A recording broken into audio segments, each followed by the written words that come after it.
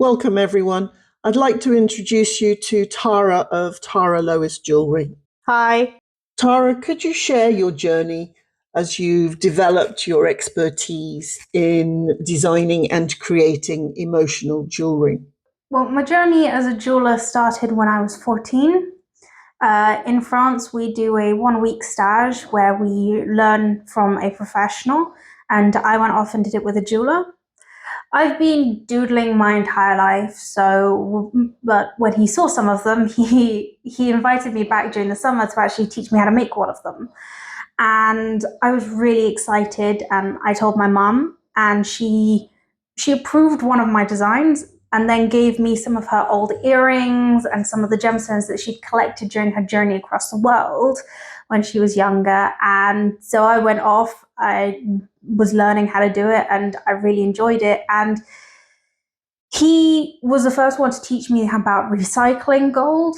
But when I gave the piece to my mother at the end, it's a pendant she still wears today, she loved it. And the memories of her travels around the world were now in that pendant, as well as the fact that it was an emotional piece because, well, I'm her daughter, so of course she's going to love something I give her. After that, I went off to the Goldsmith Centre in London, and well, that was mostly a practical course where I learned loads of techniques and how to work on a design and make a mood board professionally. But it was when I got into university that I really started exploring how I do the emotions in jewelry. So I started off looking at how I could make color cards into jewelry that would help express emotions. I interviewed a lot of my classmates about color association with emotion, and I talked to a bunch of child psychologists to try and seem to understand what it is that we associate with the emotions. And in the end, I made the sort of brooches that you could also put on the table so that everybody could see them. And they were placards with a almost stylized cutout of a face that you could change the colors in. And it kind of became almost like an emotional emoji. Then that finally led me on to my dissertation, which I very much did the entire thing on how can I design jewelry while putting emotions into it. Could you walk us through your unique approach to designing and redesigning jewellery, especially with a focus on preserving and encapsulating emotions? I obviously start out with a client and during the initial consultation, I listen to them.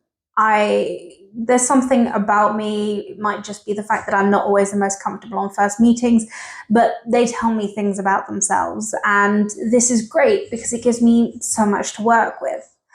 And throughout the design process, obviously, I stay in contact as much as possible with the client so that they know that during the design process, I'm trying to keep them engaged and their memories and emotions in touch with the piece that I'm designing for them.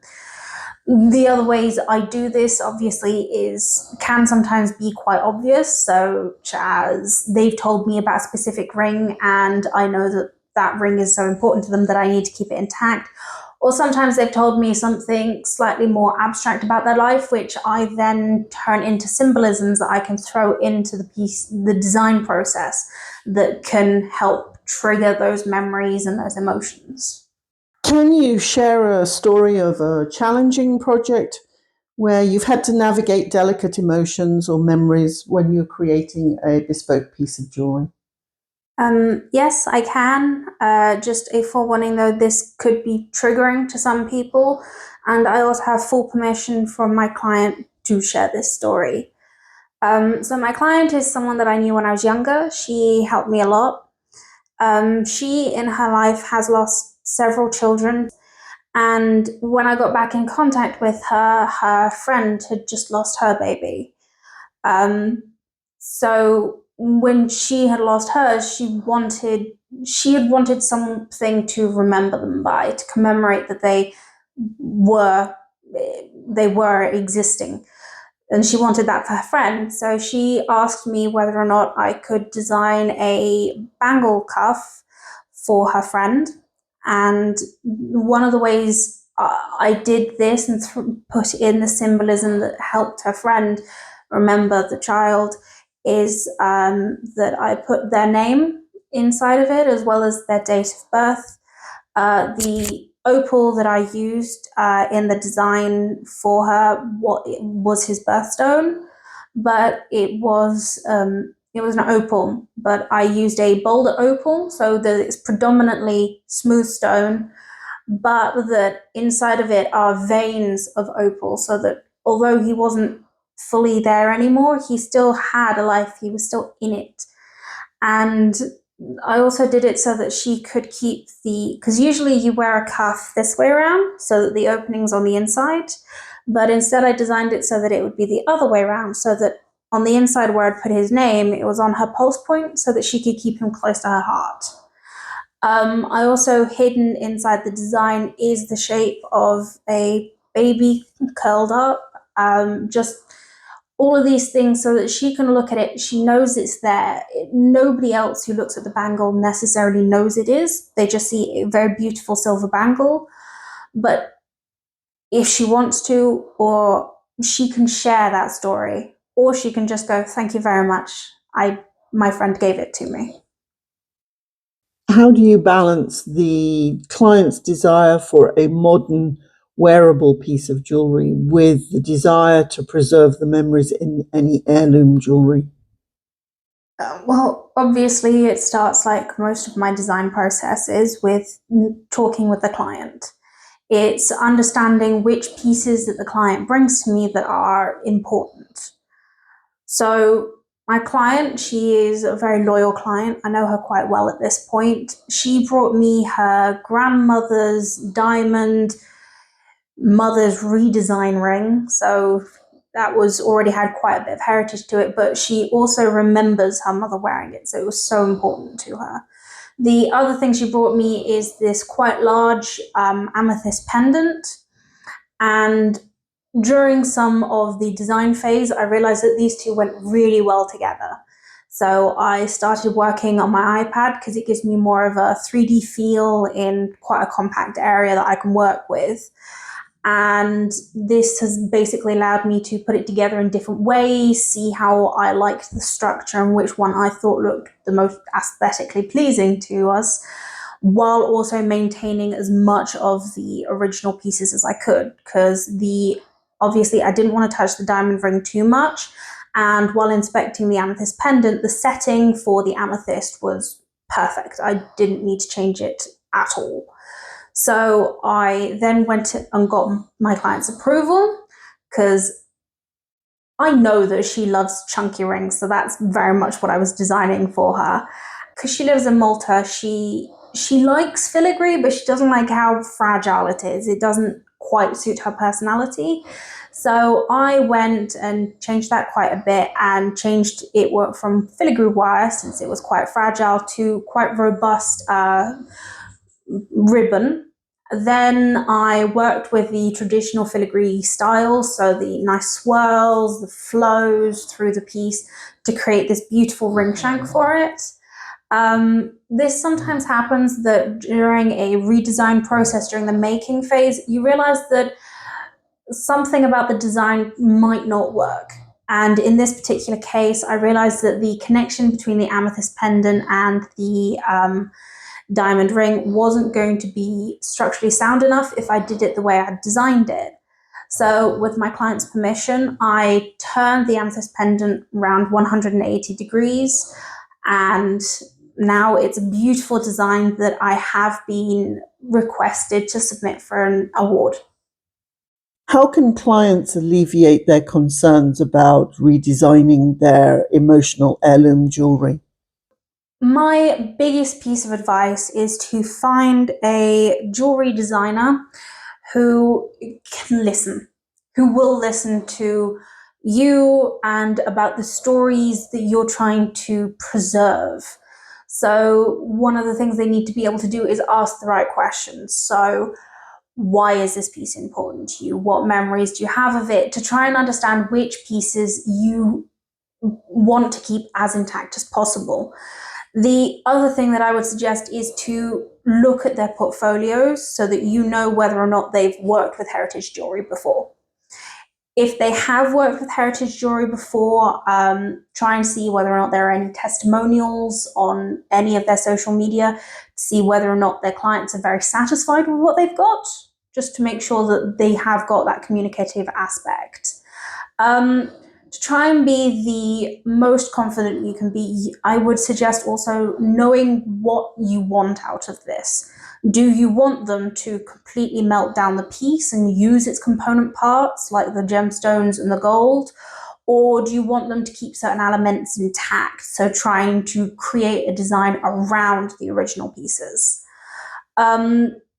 It can also help to know your budget, because some people, it might be that you can't quite afford to get a complete redesign, but it could be possible if, for example, you have 18 karat gold and your designer is creating something that would work better in 9 karat gold because it would stretch the gold a bit further.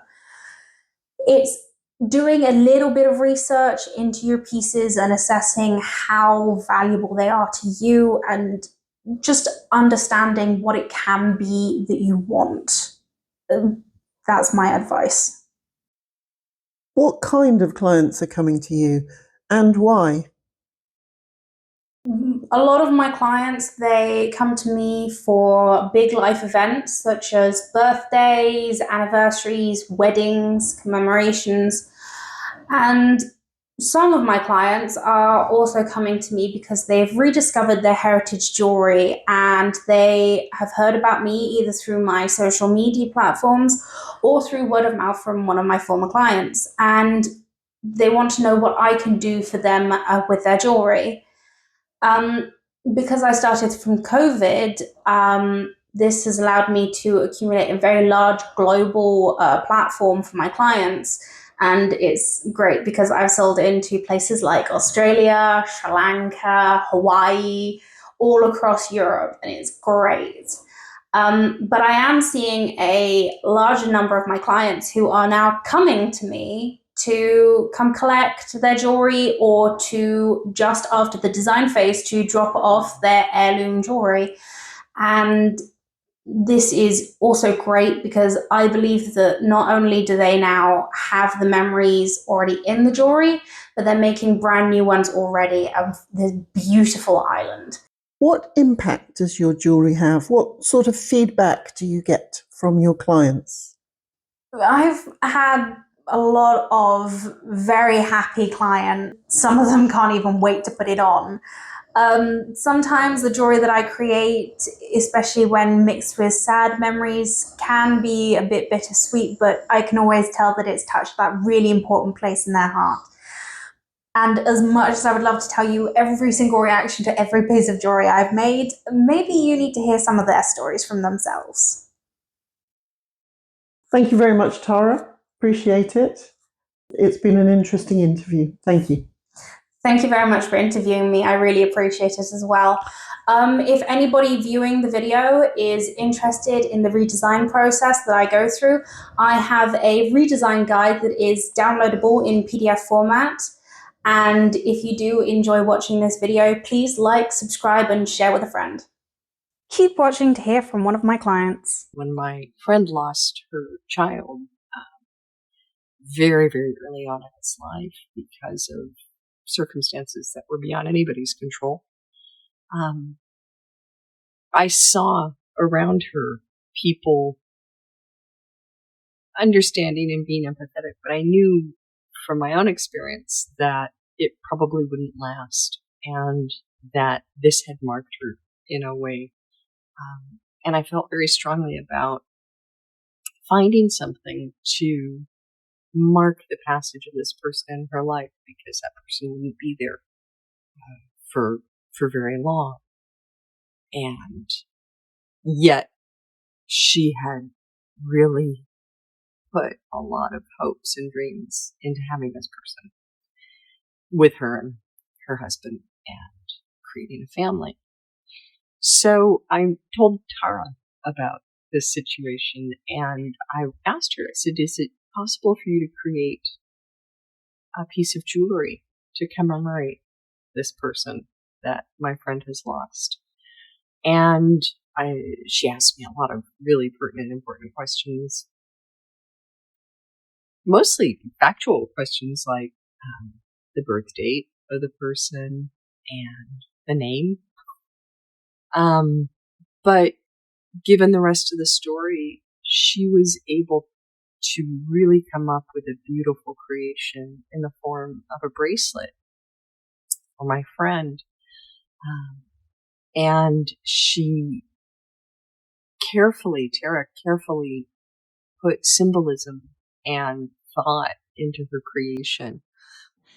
And she created this beautiful bracelet with a black opal, which was symbolic in the sense that it was the child's birthstone. It was a child that was born in October, but it also was black and represented the somberness around the situation. Yet the stone that she chose had glints of color and brightness in it. And there was just so much about her choice, not only of the stone, but of the design that she made, which had some elements of Art Nouveau and Art Deco in it, and yet was very modern. The resulting piece of jewelry is stunning, and my friend was incredibly touched and very pleased to have something to remind her of this child. Tara engraved the child's name on the back and the child's birth date, so as Tara could said, the child would be resting against its mother's pulse whenever she wore the bracelet.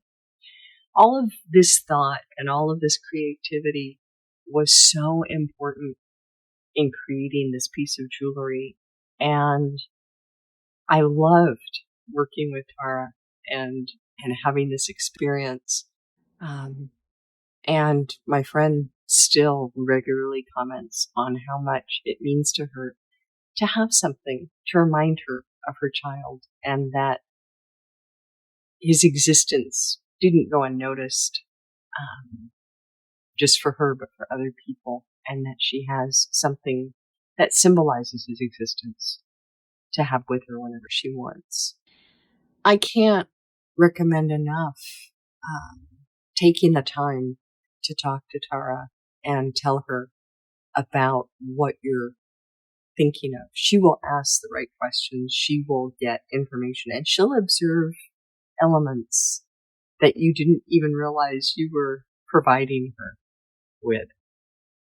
I think that it was really exciting for me to be able to create this piece with Tara. I had no sense of what it would turn out like, but what she created really can't be described in words almost, but has provided much joy and positive feelings around what could have been a very upsetting and sad situation for many of us, and still is. But what she created symbolizes the understanding of the importance of this person. And it's amazing when you think that that's possible. I really recommend that if you have anything going on in your life, positive, negative, neutral, and you would like to have it represented in some way, symbolically, talk to Tara. She'll have some great ideas, and I'm sure she will find something for you that will be very appropriate and provide you with a lot of joy.